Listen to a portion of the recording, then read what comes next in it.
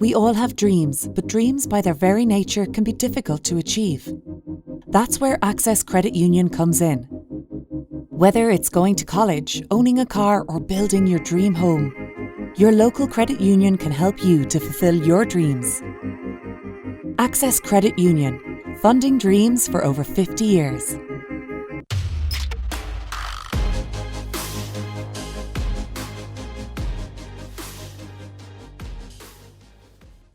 Close your eyes and pull like a dog. And a new Irish record for Phil Healy, 22.99.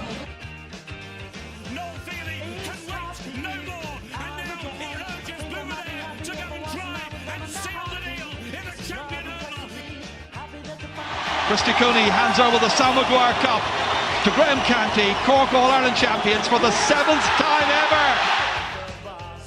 Hello and welcome to the Star Sport Podcast. My name is Jack McCarran of the Southern Star, and I'm joined as always by Star Sport editor Kieran McCarthy.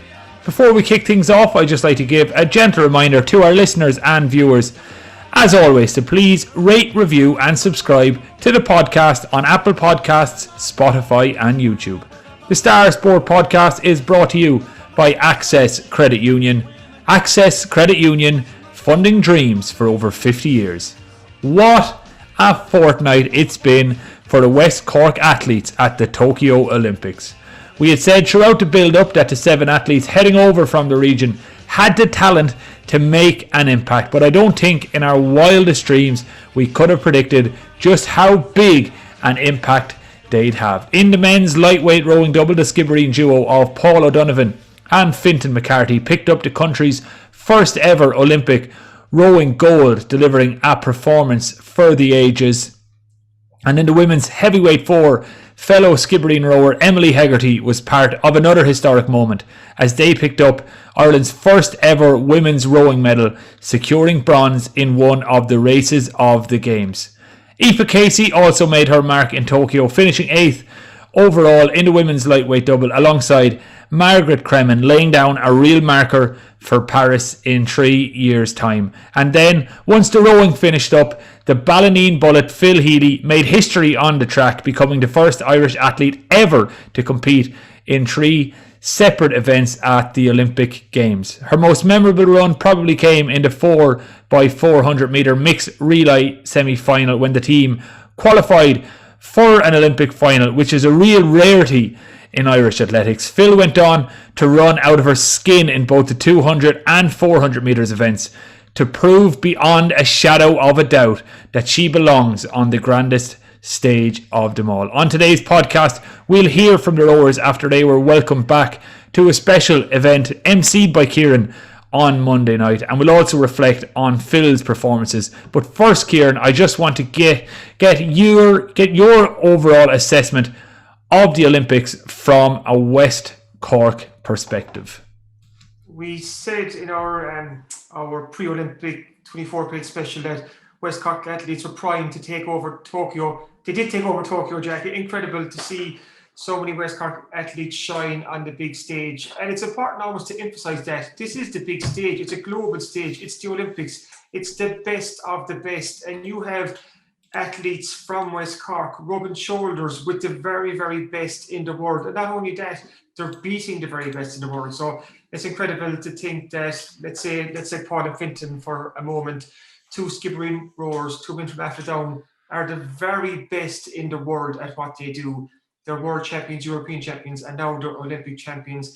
And they also set a world record best time in their semi-finals. So you're talking about taking over. Those 2 lads have taken over that lightweight double. It's something else. And Phil Healy as well is absolutely incredible. And David Gillick was superb earlier in the week, Jack, about Phil, just giving context as to what she's achieved. Like, you've a West Cork sprinter from Bandon Athletic Club, from Ballonine, a West Cork woman who is, again, rubbing shoulders with the best in the world and holding her own, in fairness to her. Like, she's up against, like, the Jamaicans. Like, the Jamaicans had a 1-2-3 in the women's 100 metre final, which they're saying is the greatest women's 100 metre final of all time.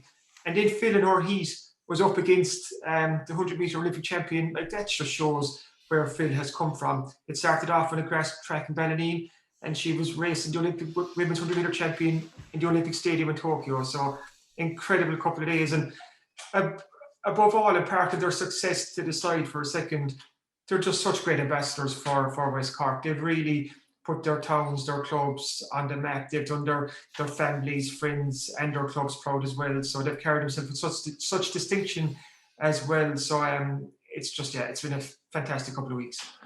And we are probably as guilty as anyone at the Southern Star of heaping pressure on the West Cork athletes that were travelling over to Tokyo, because as you mentioned, we had the 24-page special magazine, we had podcasts wall to wall, we had coverage across southernstar.ie, constantly updating the great West Cork public about how they were performing. But I think all the athletes showed just how high a calibre they are, that none of the pressure told. They were more than capable of shouldering that pressure and just showed throughout the games that they are not just the best of West Cork, they are the best in the world at what they do. 100%. And again, I'm going to come back to Paul and Fintan, because obviously they've won the gold, and I think they're just Ireland's 7th ever Olympic gold medal winners, and that's going back to that's Dr. Pat O'Callaghan back in the 30s, which is incredible to think that two skib boys now. But I wonder how many they're going to have in a million years' time, as Paul alluded to. 100%. He's only getting started, I think. But then when you're looking at Paul and Fintan, the pressure and expectation that was on those two lads heading over to Tokyo, like we said, World European champions, they were unbackable favourites, odds on. Everybody expected them to win.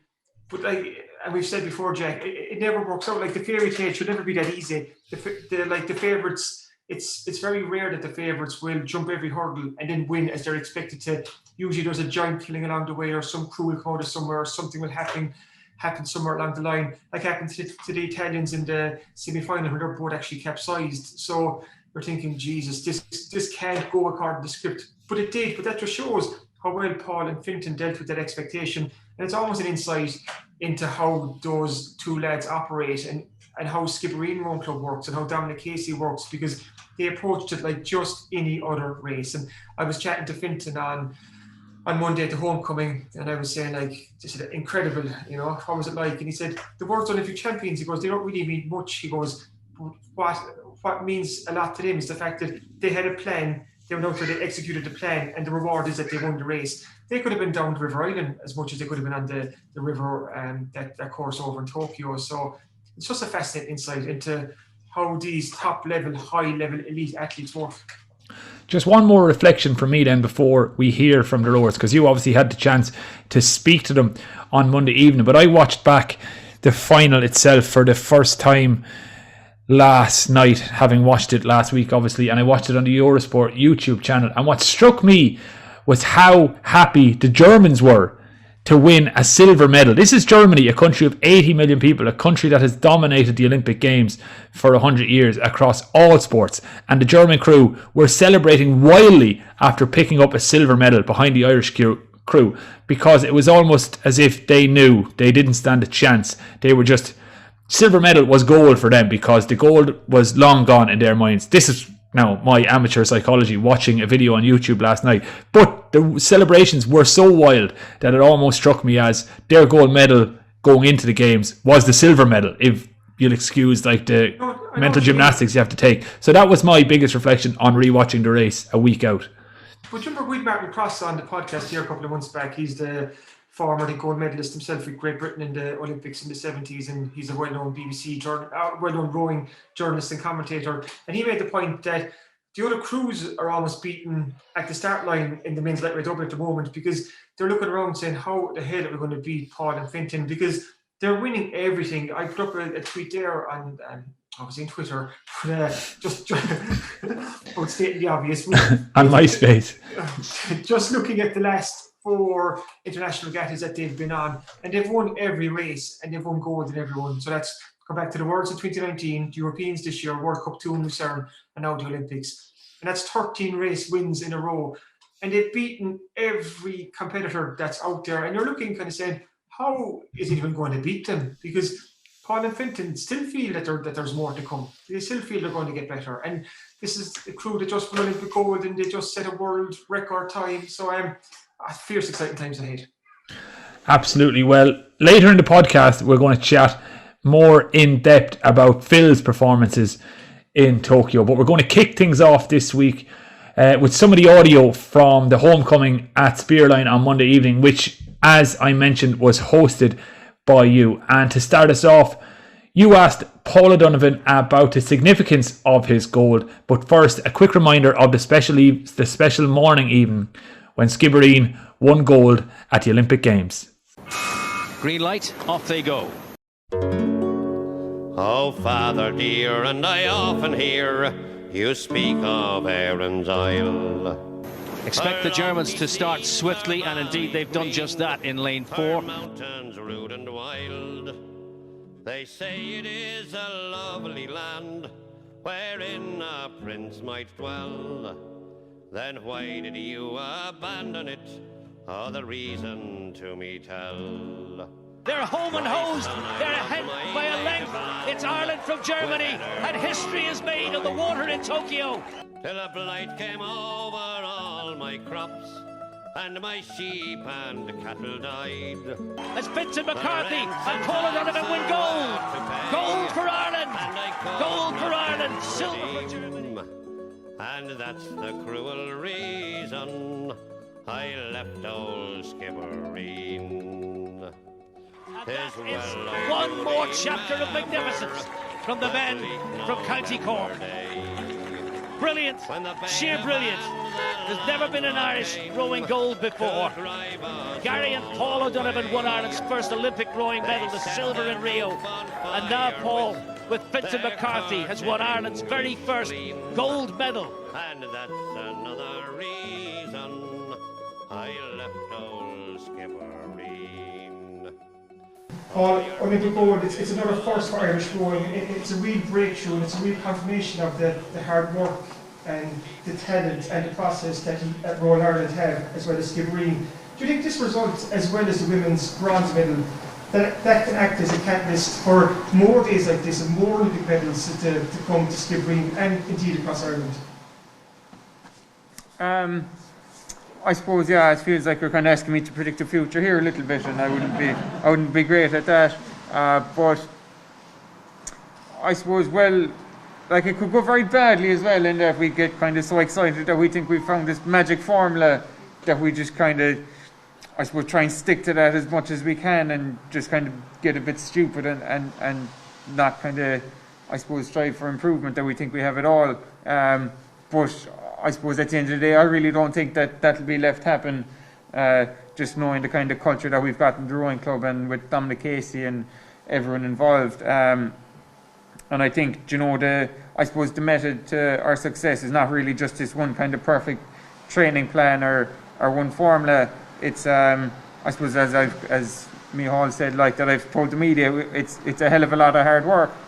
But I suppose also just a constant kind of strive for being better.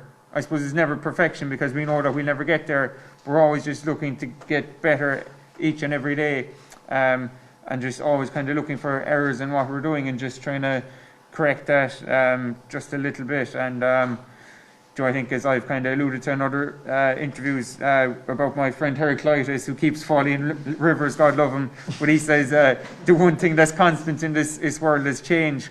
And I think that's also one of the secrets to success, is that we're not kind of afraid of change. We're ready to embrace it and take it on and tackle it up front and kick its hole.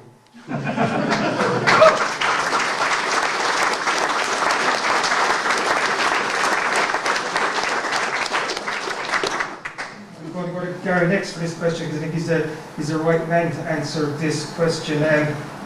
Dominic Casey has been such an integral part of this story. Not only the success of Skibbereen Rowing Club, but now he's transferred that since he became Irish lightweight rowing coach back in 2016. What is it about Dominic that makes him such a good rowing coach, and that brings out such great results and great performances from all these rowers, whether it's with the club or with the Irish athletes? Yeah, see, this is I've been trying to figure this one out myself for a while. I think it helps that he's insane, and I think it helps that he drives us insane. But you know, that really helps in rowing, like being insane and crazy. And I think we've all got on well so far with that mentality. But I really have been trying to figure this out. And when I was reading Mark's article in the Southern Star, and I don't know how many people have read it, but you know, Michal mentioned about the lads that they couldn't do any more training. They said it themselves, they couldn't train anymore, and Dominic made them go training again. And it's interesting, like when I think about it as well, whenever you talk to someone around the area or someone involved in the rowing club, usually they're giving out about Dominic or complaining, or they're not happy with him over something or another. And like that, the first reaction of the lads when he told them to go out and do that last session was to complain and say, "Are you mad, man? We can't, like, you're nuts." And people come up and say it, and I could guarantee you everyone in this room has, at one point or another, Dominic has made them do something they didn't think they could do, you know? And I think, like, there's one story that I was thinking of during the week, like Shane's brother, he was an engineer up in Ringaskiddy, and he had a job one Saturday of bringing in a massive cruiser into the harbour. And the Skibbereen regatta was on, and Shane came in, he was like, "Jesus, man, like, Dominic won't leave Kevin alone. He can't leave the harbour. He has to bring in this cargo ship. It's impossible, he can't," because Dominic wanted him to work at the regatta on the Saturday. And Shane was telling me, he's driving Kevin mad, he can't come in, like, what are we going to do? Anyway, the whole thing kind of went over my head and disappeared. And sure, didn't I see Kevin up at the start line marshalling boats around at 10 o'clock in the morning at my first race, and I went up for my third race to the day at 6 in the evening. He was still there marshalling boats around, and you can only imagine that the cruise ship was stuck outside. Like. And I think this is the thing, like, Dominic gets the best out of people. He gets people to do what they don't think they can do. And he does that with the athletes. And I think that's most important, that, you know, he can get the most out of all of us here. When we think there's not enough training, that we think we're done and there's more to come, and he'll get that out of us. And he'll get that out of the people around us, because we need people to help us, you know. We need the sports scientists, we need all the resources that Sport Ireland have that they can give us. We need the help of the people of the rowing club. We need the help of the people of the community. You know, even if it's just little things like, you know, like the people who make the soup for the tent at the Cork Regatta for us, you know. And we come in on a cold, you know, it's freezing cold, it's pissing rain, we're after 2 races in the day, and all we want is to be warm, and there's warm soup there. And Dominic got that for us, you know. Some way indirectly, he got someone to do something, and that helps us, and it helps all the young athletes, and it's everybody around us is getting the best out of themselves, and I think Dominic encourages that, and through that we're able to encourage each other to get the best out of ourselves, and it's this open, honest, let's everybody help everybody and get the most out of each other for everyone's benefit. And, you know, I don't think there is a magic recipe, but I do think that that's part of the concoction, is that everybody is a part of it, and Dominic gets everybody involved. And some brilliant stuff from both Gary O'Donovan and Paul O'Donovan there, particularly Gary's story about the cruise ship, which I think gives a great indication of what make Dominic Casey's role in all of this so important. Now, unfortunately, we don't have the audio of Kieran asking Fintan McCarthy a question, but we do have the audio of Fintan answering, which is, of course, much more important. So here is Fintan responding to a question about whether his gold medal can be an inspiration for the next generation of Skibbereen rowers. I really hope so, because I've been thinking about this one a lot when, you know, all the interviews are saying. I've taken from it is that hopefully, you know, it can be an inspiration for even a few young people to pick it up, because like I was so lucky to have found, you know, if you're not good at those big sports, you're kind of just, Jake was saying this to me earlier, you're just kind of boxed off as not sporty or not athletic, and you know, I feel really proud that I've been able to like show kids that, you know, you don't have to be, it doesn't have to be GA or soccer. You can be good at something else and become the best in the world. And yeah, I just think that's really cool.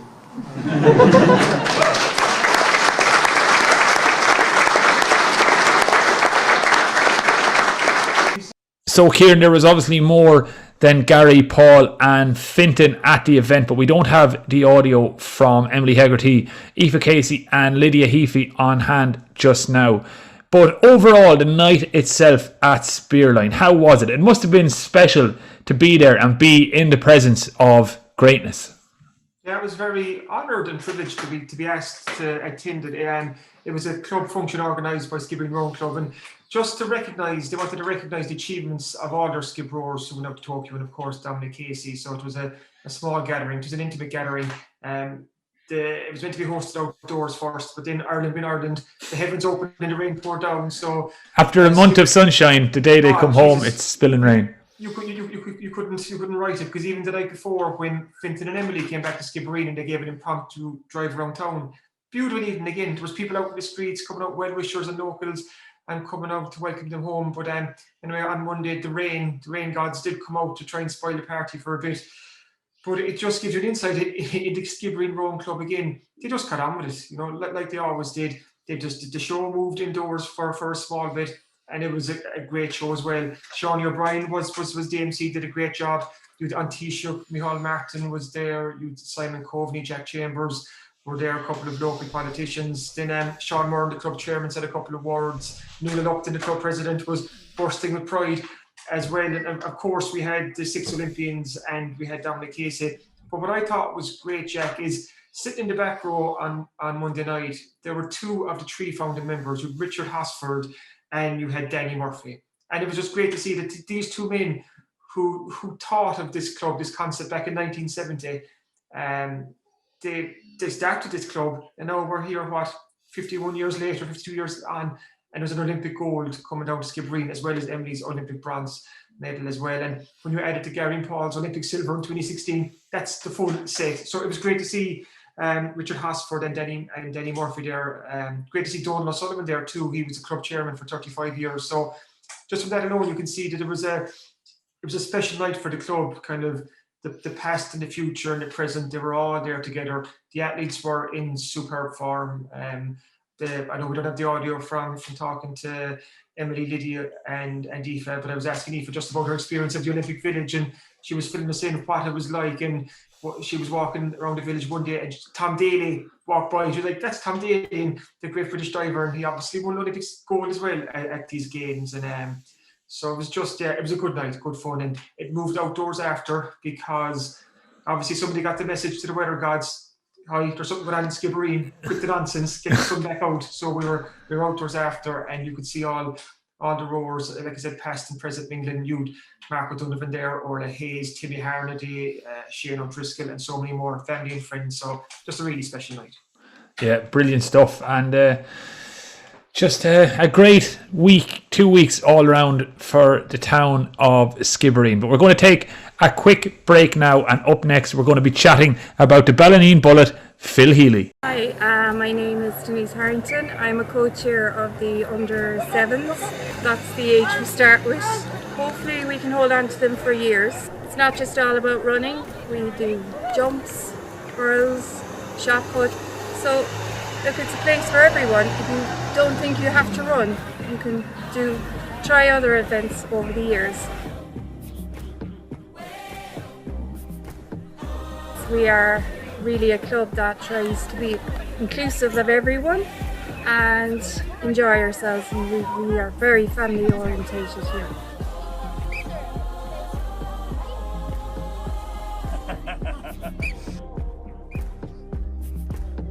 The reason we're doing this, folks, is to try and get support to build our home.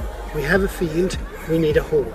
That'll take huge support. Appreciate if you can put your hand in your pocket and give us any donation. It doesn't really matter how small or how big. For the people that have been through the club, you've obviously seen what we have done with you or your children. We need support. Again, if you can either help out in any way, but financially this is a huge undertaking and we really need your help for it.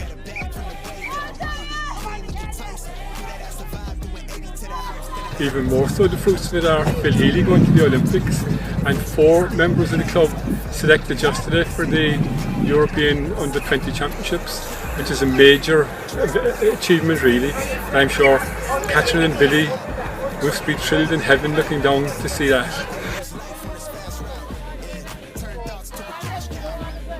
You know, not all kids go to competition, but we try and have a group who we might run our own little mini competitions without the kids even realising it.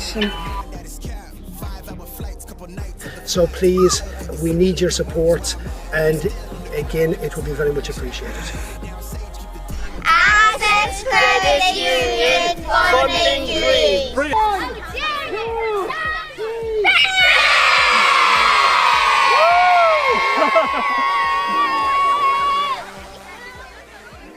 We all knew coming in she was Ireland's fastest woman, and we'd seen her compete at a high level internationally before, but how great was it to finally see the Ballineen bullet Phil Healy test herself at the very top level of the sport and more than hold her own. Before we chat about her performance as a whole, let's quickly listen to Phil's brilliant interview with RTE after her scintillating run in the 400 metres.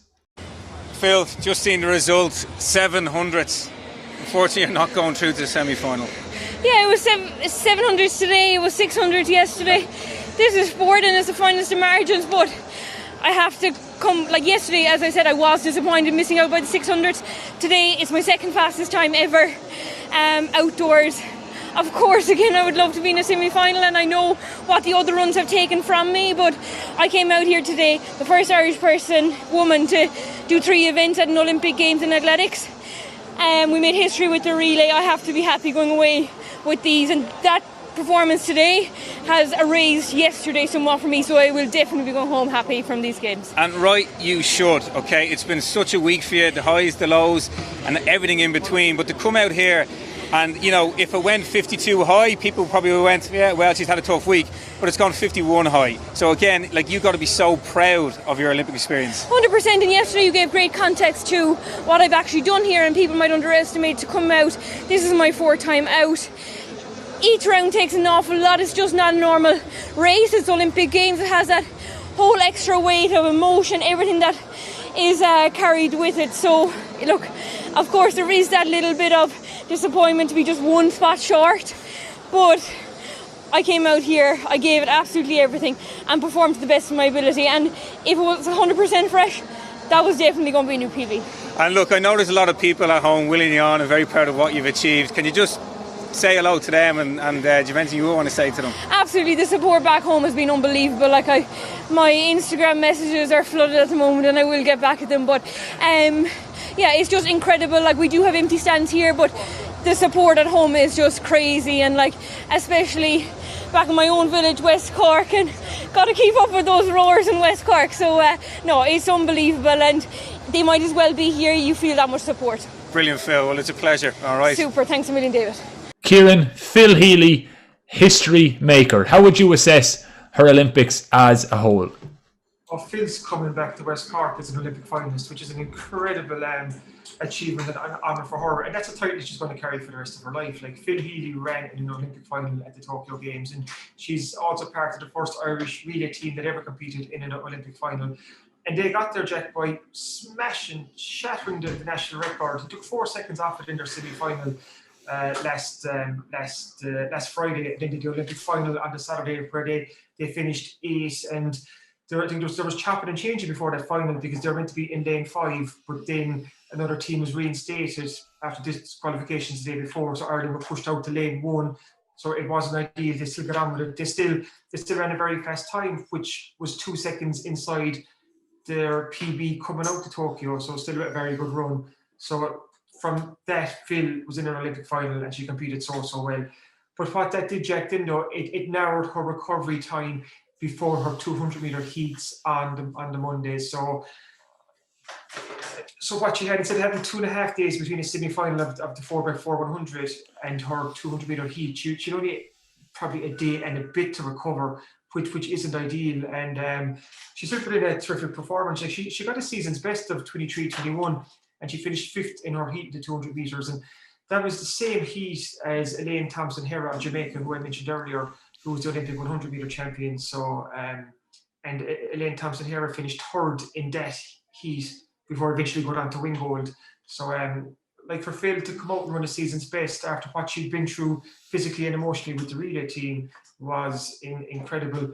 But just Kieran, can we just dwell on that point for a second then? Because obviously there was plenty of debate on RTE television, especially with Olympic legend Sonia O'Sullivan commenting on whether or not Irish athletics had made the wisest decisions by not having a sub within the 4x400 metre relay, and whether or not Phil should have been competing in all three events, etc., etc. There's obviously various intricacies to all of that, but would you put any stock in some of those comments, or do you think Phil was going out there with the goal of becoming the first Irish athlete to compete in three events, and she did that successfully, and if it did affect her performance in the 200 metres, that's just par for the course? I think we had her coach Shane McCormick on the podcast before the games, and we asked that about the heavy load that would be on Phil over those couple of days in Vote, and it is a very busy and hectic schedule. They felt that she was well able to take that load because she had done something similar in previous championships before. They go back to the 2018, there was a European Championships, she ran in 3 different events, and even at the national championships earlier this year, she ran over a couple of days as well. So they felt that Phil could take it all on. But I think probably everyone was surprised that an Irish relay team got to the Olympic final, because all of a sudden she had an Olympic final on the Saturday. And I'm not sure, and this is just me, my own opinion, if they actually thought they were going to get to an Olympic final in the first place. Like, they did fantastically well to get there. So that meant her recovery was cut down significantly.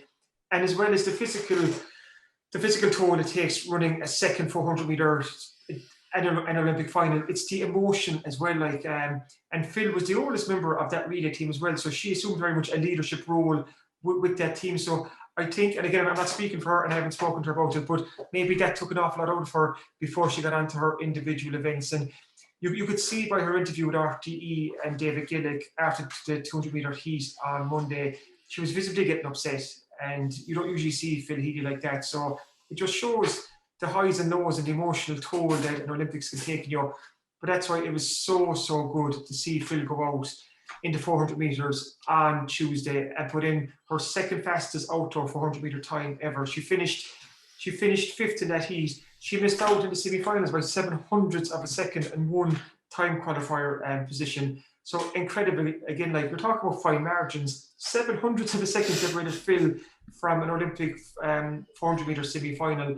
That's coming off the back of a very, very busy couple of days for her. So Shane McCormick said on Twitter on Tuesday, he goes, she's a warrior, and you just have to say she's like she's coming back to West Cork and Ballineen with her head held high. Terrific couple of days, and the feeling was, I think she felt going over too that she was in the shape to run a PB, and she probably was in that shape. But the fact that the relay did it, she sacrificed her individual events to put it all into the relay. She did, if she didn't have those that relay, possibly she could have run PBs because she was in phenomenal shape going over there. But it's Phil. She wanted to take part in the relay. It meant an awful lot to her. She did it. She helped get them to an Olympic final. So she'll come home and reflect on a job well done, I think. Yeah, well, hopefully we'll be able to speak to Phil on the podcast in the coming weeks. But final question then for this week's episode on the Ballineen Bullet. The Paris Olympics are in 3 years' time. Phil's 26 at the moment. There is a young pretender in the Irish sprinting ranks who we also spoke about in recent weeks, Radisha Adelecki. What would be your feeling at the moment? Could you see Phil turning out again in Paris? I think so, and I think that is the plan, because between now and Paris there are a lot of major championships coming up. You've World and European Indoor and Outdoor Championships over the next couple of years. Next summer, the World Outdoor Championships will be held in Oregon, and that relay team is already qualified for those championships. So Phil will be going there, touch wood, as part of that relay team, and she'll also focus on her individual events as well, because they feel she's still almost a rookie at the 400 metres. She's still very new to it, because she was 100 and 200 for so long.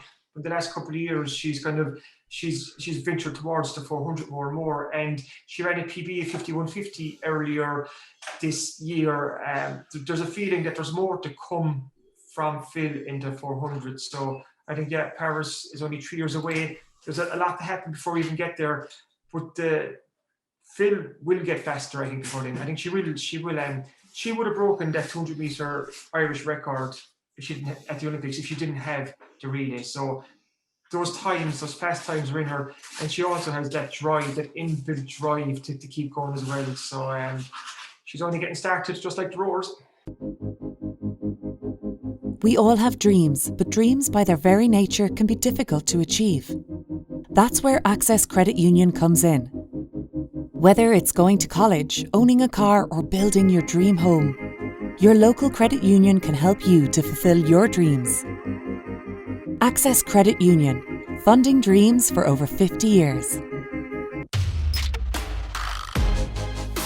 Kieran, before we wrap up, there's been some big Southern Star sports sections over the course of the Olympic Games, and this Thursday's is no different. We've 32 pages of sport winging its way to shops on Thursday morning, and there's 16 pages on the Olympics right in the middle of it. We've gone Olympic size in our Olympic coverage, Jack, and we're going to finish off on a high as well, especially when you've gold and bronze Olympic medals coming back to West Cork, and obviously Aoife, Lydia, Gary and Phil Healy too, doing tremendous stuff. So there's some great stuff in our Olympic coverage. Obviously we've had chats with Paul, Fintan, Gary, Emily in there. We've a look at Dominic Casey, what makes him tick. I caught up with Teddy O'Donovan, who is Paul and Gary's dad, to ask him about Paul's journey from the young fella he put on a boat in the island when Paul was just 8 years old to the man who has now topped an Olympic podium in Tokyo. So it was good to get Teddy's thoughts on that. With the thoughts as well of the likes of Niall O'Toole and Mark O'Donovan and what they saw. Nuala Lupton shares her views on it. There's so much in there, it's packed, and I have my own colour piece too, which kind of summing up the last couple of days, where we're between Love Island and a Greek philosopher, Heraclitus, I think that's his name after. We get it all in there, so there's so much in this Thursday Southern Star for Olympic coverage alone. But outside of that, there's a lot going on. The Cork hurlers have Kilkenny in an All Ireland semi-final this weekend. The Cork ladies are through to the All Ireland semi-final against Meath.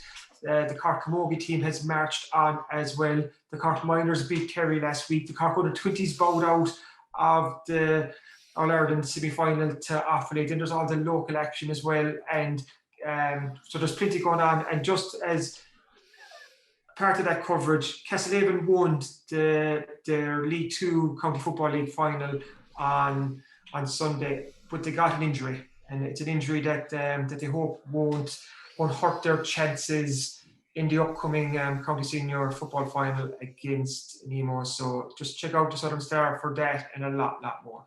And if you can't make it to the shops, you can always subscribe online. Just go to www.southernstar.ie/e-paper and you can read the Southern Star on your computer, tablet or smartphone for less than €2 per week. Just to flag one more thing as well, because there is a free souvenir, giant glossy Olympic sized poster with this week's Southern Star as well. So pictured on it are Fintan McCarthy, Paul O'Donovan with their gold medals, and Emily Hegarty with her bronze. So this is one that will be hanging up in bedrooms, businesses, schools, windows, everywhere around West Cork and beyond for the next couple of years. Because I know if you walk around Skibbereen now, the Southern Star poster from the 2016 Olympics is still on display. So don't forget to pick up a copy to make sure you get this poster, Kieran.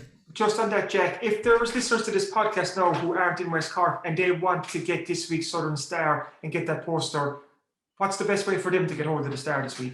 The best way is to probably call the front office at 028 212 00 and ask for a postal subscription, and we'll be able to post a copy of the Southern Star out to you featuring the poster. So yeah, if you're listening or watching from anywhere outside of West Cork where the Southern Star isn't as easily available, but also the Southern Star is available in Dublin, it's available in London, it's available in Limerick. They even sell it in the book centre in Kilkenny. So if you have a decent bookshop in your town or a sizable news agent, all you have to do is go in and ask at the counter and say, could you order in an extra Southern Star for me this week? And they will happily do it. So either call and look for a postal subscription, but if you're in a major town that has a decent bookshop or news agent, that's probably the easiest way to do it, and it'll be the most efficient way because they'll be able to get a copy the very next day, whereas a postal subscription could take up to a couple of days depending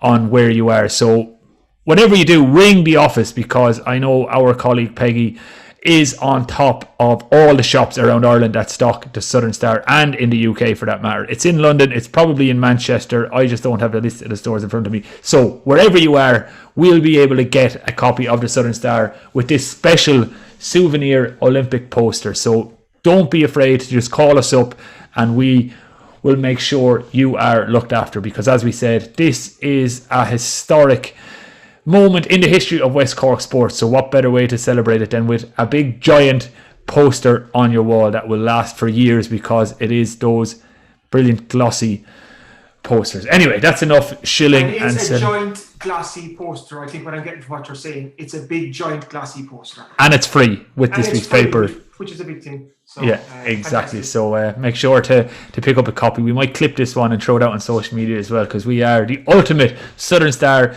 salesman. Our colleague Brian McCarthy would probably lay claim to that title, but we might challenge him with our performance in the last 2 minutes. Anyway, look, I digress. Let's finish up. Thanks for listening to the Star Sport Podcast. We'll be back at the same time next week. If you enjoy these shows, please make sure to rate, review and subscribe on Apple Podcasts, Spotify, YouTube, or wherever you get your podcasts. Slán Tamil.